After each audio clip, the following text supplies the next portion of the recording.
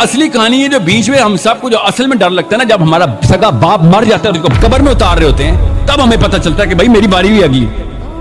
اصلی کہانی ہے جب سب قبرستان جاتے ہیں تو ہمیں یاد آتا ہے کہ نہیں نہیں کوئی بھی نہیں کام آنا، اصلی وہ مسجد والا بندے کام آنا ہے میرے، اگر کام کا ہوا تو۔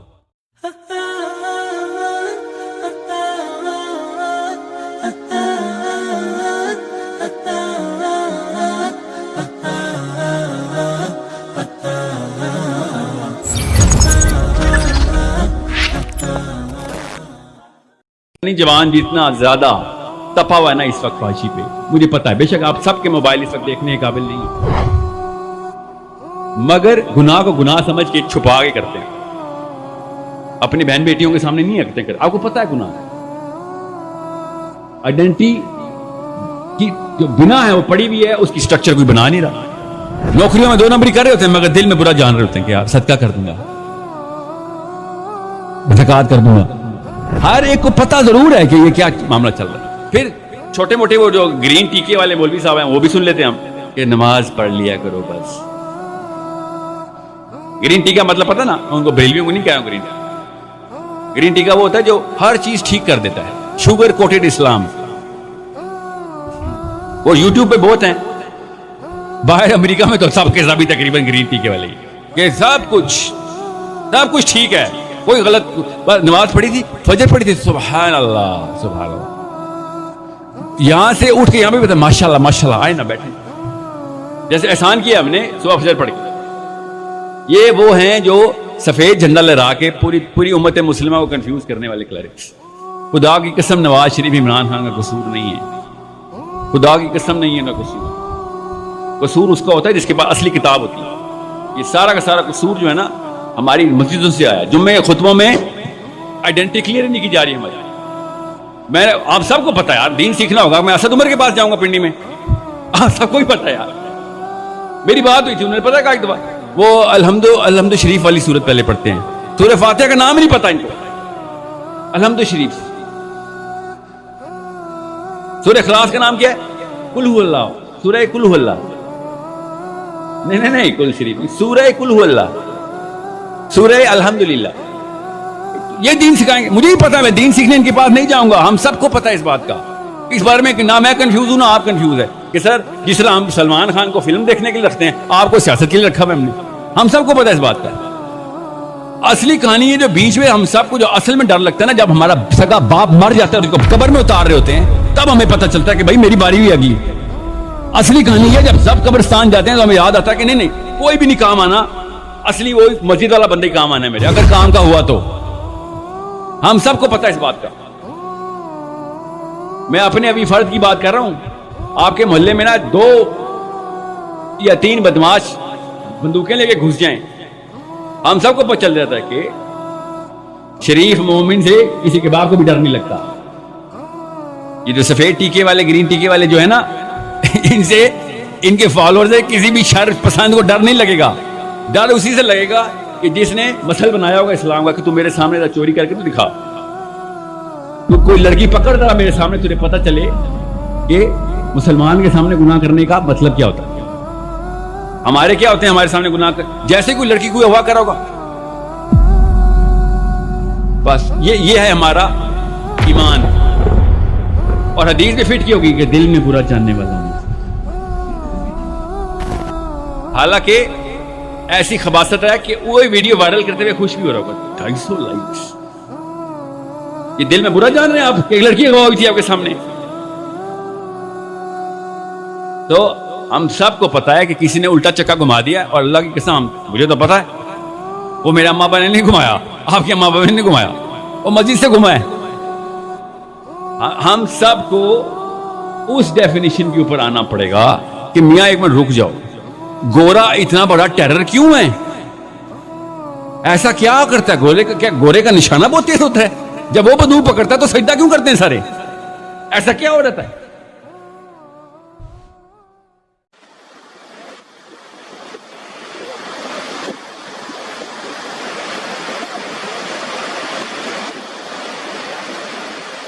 دیکھیے برا نہ مانے، مغالطے میں نہ رہیے، میرے اور آپ کے دلوں میں ایمان نہیں ہے، عقیدہ ہے۔ عقیدہ ہے والدین سے ملا ہے. یقین والا ایمان کہاں ہے؟ اپنے گریبان میں جھانکیے، اللہ آپ کو توفیق دے. کیا مجھے واقعی یقین ہے کہ مجھے مرنے کے بعد جی اٹھنا ہے؟ کیا مجھے یہ واقعی یقین ہے کہ اصل زندگی آخرت کی زندگی ہے؟ کیا مجھے واقعی یقین ہے کہ قرآن اللہ کا کلام ہے؟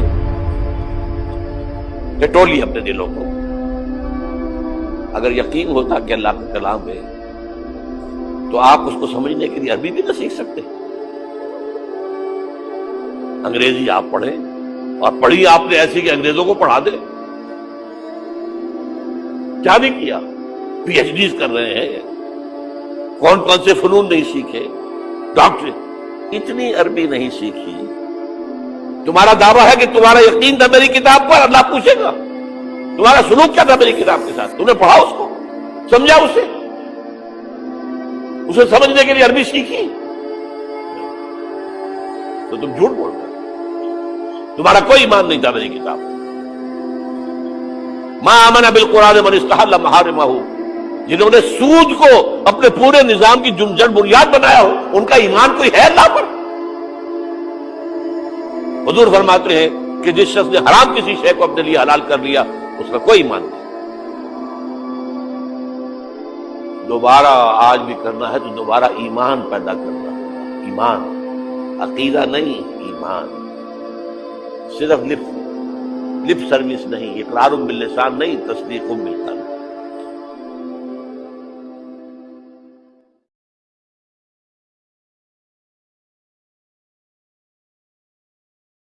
میٹھے میٹھے مسلمان بھائیوں سے بھی ریکویسٹ کروں گا کہ قرآن کو جب آگ لگائی گئی تو آپ کو تو بڑا اشتعال آیا ہے، لیکن جو کچھ آپ قرآن کے ساتھ کر رہے ہیں،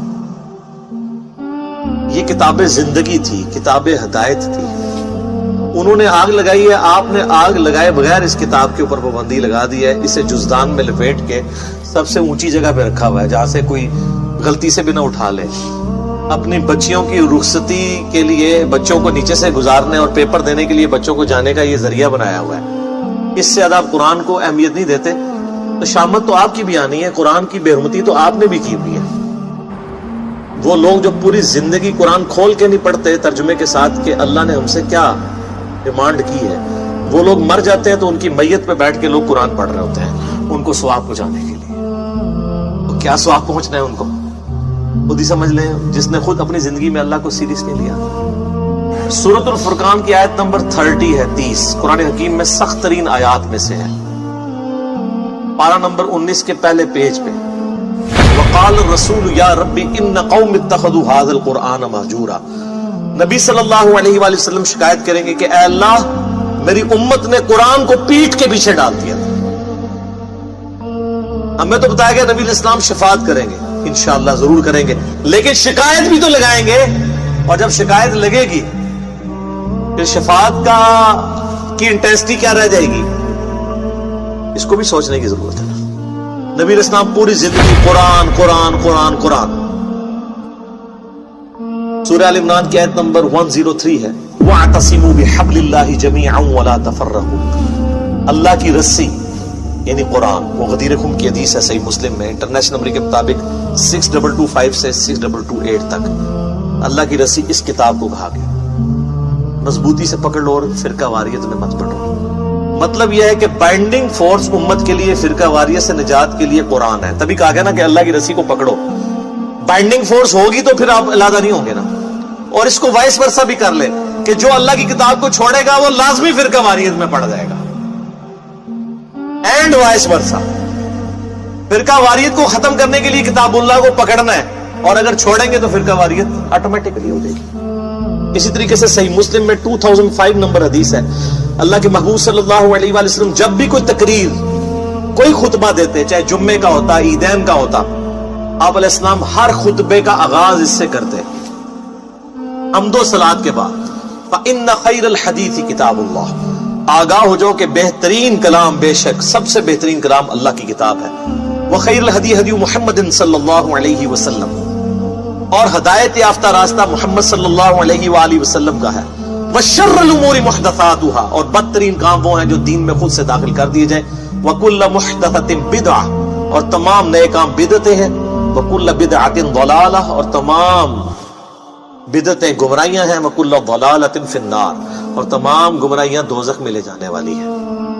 सही मुस्लिम में भी, सुनन नसाई में भी, अबू दाऊद, तिरमिज़ी, इब्न माजा में भी स्कैटर्ड फॉर्म में ये सारे खुतबे मौजूद हैं। तो नबी अलैहि सलाम पूरी जिंदगी जिस किताब को एम्फसाइज करते रहे, उस किताब को आग लगाने पर काफिर पर तो गुस्सा है, जो आपने इंटेलेक्चुअल आग इस किताब को लगा रखी है, फिजिकल आग नहीं लगाई हुई। लेकिन एंड रिजल्ट ये है कि उन्होंने भी किताबुल्लाह की तौहीन की, आपने तौहीन इस हवाले से कर दी कि कुरान के ऊपर अमल ही नहीं किया, कुरान को जुज़दान में लपेट के रख दिया, उसका तर्जुमा ही नहीं पढ़ा। और यार कोई गोरा भी आपको खत लिखे ना, तो आप 4 दोस्तों के पास जाएंगे उसका तर्जुमा करवाने के लिए। और जो अल्लाह ने आपकी किताब जिंदगी आपकी तरफ भेजी, आपके पास ये टाइम भी नहीं कि उसके तर्जुमे हुए में। अगर आप बरेलवी हैं, अहमद बरेलवी साहब का तर्जुमा पढ़ लें। अगर देवबंदी हैं, अशरफ थानवी साहब का पढ़ लें। अगर अहले हदीस हैं तो जूनागढ़ी साहब का पढ़ लें। अगर आप अहले तशय्युअ हैं तो सैयद फरमान अली शाह साहब का पढ़ लें।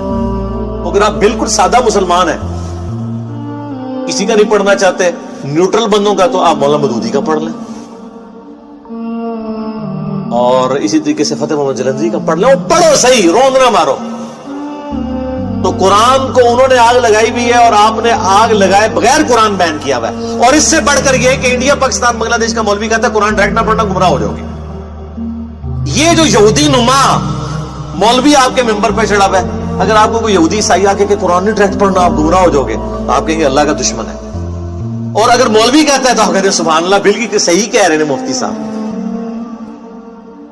तो इसकी फकी मेरे पास है, इनसे क्या हम डायरेक्ट कुरान पढ़ते भी नहीं है, हम तो अहमद बरेलवी साहब से पढ़ रहे हैं क्योंकि तर्जुमा उन्होंने किया हुआ है।